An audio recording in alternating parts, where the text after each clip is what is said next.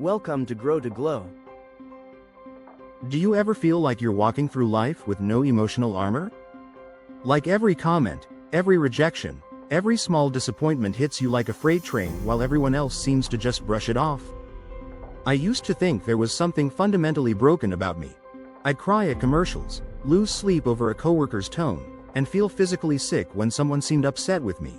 I thought I was too much, too sensitive, too everything. Maybe you know this feeling. You're scrolling through social media and see someone's perfect vacation photos, and suddenly you're spiraling into thoughts about your own failures. Or a friend cancels plans last minute, and you're convinced they secretly hate you. Here's what I discovered after researching neuroscience studies and working with emotional intelligence experts. Feeling everything deeply isn't a flaw. It's actually a superpower that 20% of the population possesses. But nobody teaches us how to harness it. Right now, take 3 deep breaths with me, in for 4, hold for 4, out for 6. This activates your parasympathetic nervous system and creates space between you and those overwhelming emotions. That's your first tool. Stay with me because I'm about to share the 3 scientific insights that completely changed how I experience emotions, plus 4 practical strategies you can use today. If you've ever felt like you're drowning in your own feelings, type, "Me too," in the comments and let's glow together. Let me tell you about Sarah. She's a marketing manager who came to me after having a panic attack in a team meeting. Her boss had simply said, "Let's revisit this approach," about her presentation, but Sarah heard, "You're incompetent and everyone knows it." She spent the rest of the day convinced she'd be fired, replaying every word, every facial expression, building an entire narrative of failure from one neutral comment. Here's the myth that's been destroying sensitive people for generations. That feeling deeply means you're weak, broken, or need to toughen up. Society tells us emotional sensitivity is a character flaw that needs fixing. But this couldn't be further from the truth. When you believe this myth, every intense emotion becomes proof that something's wrong with you. You start apologizing for your tears, hiding your reactions, and slowly disconnecting from the very thing that makes you extraordinary. You begin to see your depth as a burden instead of a gift. If this sounds familiar, comment, "I feel this," because you're not alone in this struggle. Up next, the surprising neuroscience behind why your brain processes emotions differently, and why this might actually be your greatest advantage in life. The research question that changed everything. What happens in the brains of highly sensitive people when they encounter emotional stimuli?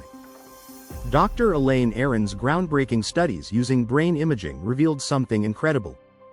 Highly sensitive people have increased activity in areas of the brain associated with deeper processing, empathy, and awareness. Your brain literally processes information more thoroughly.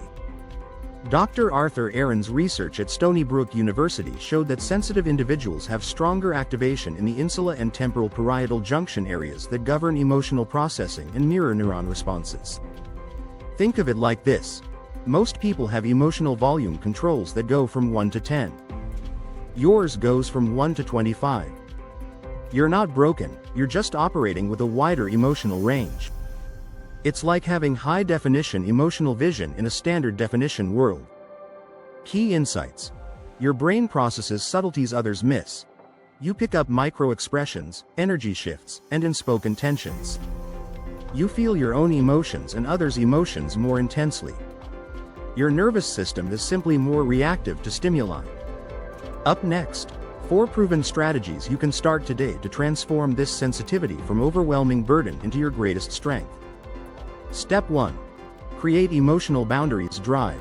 Julie Bjelland's research on highly sensitive people shows that creating energetic boundaries is crucial for emotional regulation. Your brain's mirror neurons are constantly absorbing others' emotions. Without boundaries, you become an emotional sponge, taking on feelings that aren't even yours. Here's how it looks. Before entering any social situation, visualize a protective bubble of white light around you. When you feel someone else's anxiety creeping in, remind yourself, "This feeling isn't mine." I use this technique before every family gathering, and it's completely changed my experience. Try this today. When you feel overwhelmed in a group, step away for 2 minutes and repeat, "I release what isn't mine," 3 times. Step 2. Practice emotional labeling. UCLA neuroscientist Dr. Matthew Lieberman discovered that naming emotions reduces activity in the amygdala by up to 50%. When you accurately label what you're feeling, you activate your prefrontal cortex and literally calm your emotional brain. This process is called affect labeling. Instead of saying, "I feel bad," get specific. "I'm feeling anxious about tomorrow's presentation, sad about my friend's distance, and frustrated with my slow progress." The more precise you are, the more your brain can process and release the emotion. Try this today. When intense emotions hit, pause and identify 3 specific feelings you're experiencing. Write them down if possible. Step 3. Build micro-recovery rituals. Research from the HeartMath Institute shows that highly sensitive people need more recovery time between stimulating events. Your nervous system requires intentional reset periods to prevent emotional overflow. These micro-rituals activate your parasympathetic nervous system. After difficult conversations, I do what I call the reset ritual. 5 deep breaths, splash cold water on my wrists, and listen to one calming song. It takes 3 minutes but prevents hours of emotional spiral. Some people use essential oils, others do gentle stretching. Try this today. Design your own 3-minute reset ritual using breath, movement, or sensory tools. Use it after any challenging interaction. Step 4. Reframe your sensitivity as strength. Drive. Francine Russo's research shows that reframing sensitivity as a positive trait dramatically improves mental health outcomes. When you view your emotional depth as an asset rather than a liability, you activate different neural pathways associated with self-compassion and resilience.